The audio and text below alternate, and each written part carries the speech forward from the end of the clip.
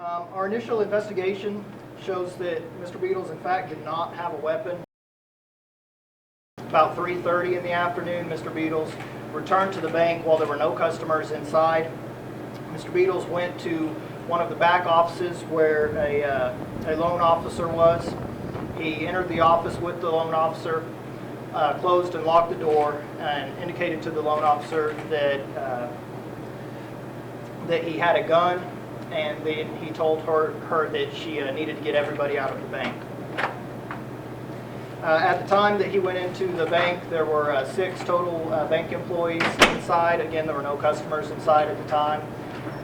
Once he gave instructions to have everyone leave the bank, the loan officer was able to call to the front and have everyone else leave the bank. So 5 tellers did leave, leaving the one loan officer in the office with Mr. Beatles. Our initial investigation shows that Mr. Beatles, in fact, did not have a weapon.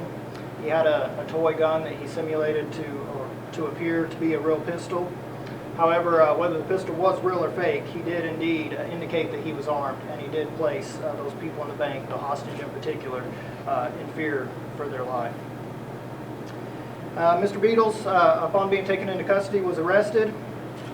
He's been booked into the LPD holding facility on charge of aggravated kidnapping, which is a first-degree felony. For some reason, something inside me just said I was supposed to go ahead and answer it. I don't know why, but I felt like I was supposed to go ahead and answer the call. So I went ahead and picked up, and there was a lady on the other end of the line, and she told me who she was, and that she was with Citibank, and I just told her okay, and I could tell there was something wrong immediately. She sounded very scared.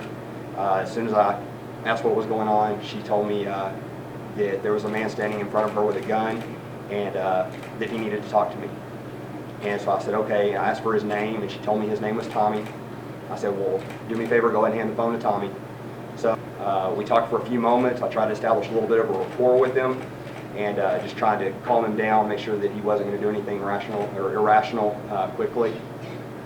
Once I kind of got a rapport with him after a few minutes, I told him that I wanted to keep speaking with him, but the only way that was going to happen was that if he went ahead and let Jessica leave the bank so that we could talk in private.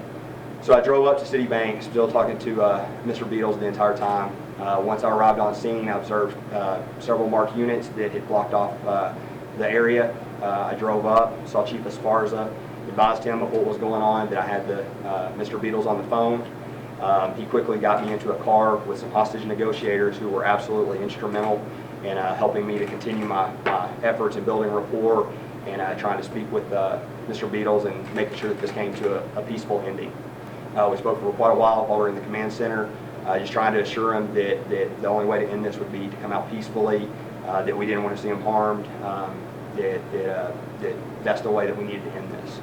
So after probably a good hour and a half or so of speaking with him from the time I got the call, we were able to convince Mr. Beatles that his family, he really had a strong connection with his family, and we really played on that to make sure he realized that they were worth living for and that they needed him in their lives.